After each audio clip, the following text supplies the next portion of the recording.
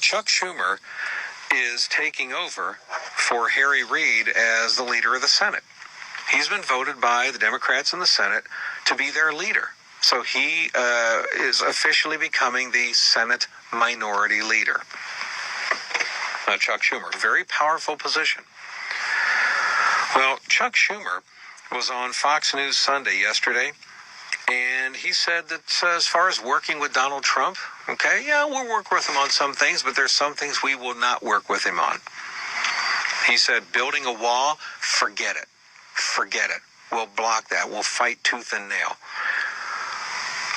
Reforming Dodd-Frank, forget it. We'll fight that tooth and nail.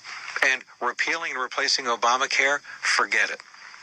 He said, quote, Obamacare, he won't be able to do it. We'll fight him tooth and nail, end quote. Okay, so I'm thinking to myself, here comes Donald Trump into office, and he says, look, we want to repeal and replace Obamacare. And Republicans control the Senate and they control the House. But what Chuck Schumer is basically saying is, his words, we will fight it tooth and nail, which means they'll filibuster, they'll do everything they can, they'll kick and scream, they will block, they will obstruct any kind of effort on Donald Trump to repeal and replace Obamacare. So here's what I'm curious about. Let me ask you folks, it's kind of a rhetorical question, because you know the answer to this. As soon as Donald Trump is inaugurated, and as soon as Donald Trump starts trying to push forward a repeal and replacement of Obamacare, and the Democrats in the Senate fight against this and filibuster and do all the kind of obstructionist kind of things and whatever, okay, will the media report the Democrats as the party of no? Because Donald Trump and the Republicans are going to be saying, here's what we'd like to do. Here's the agenda. We want to repeal and replace Obamacare. We want to make these changes and replace it with something that we think is a whole lot better. And the Republicans are going to be voting yes for this, and the Democrats are going to be voting no. But they're not just going to be voting no. They're going to be actually obstructing it and not allowing it to go to a vote through filibustering. Will the media report the Democrats as the party of no? Will the media report Democrats as being obstructionists in Congress? Will the media interview and play the recordings of the man-on-the-street interviews where people are going, why can't they just get along in Congress, okay? Why do can't they get something done? Why can't they get anything done in Congress? Because Republicans are standing poised to say, hey, let's get something done. And the Democrats are going to be folding their arms and saying no.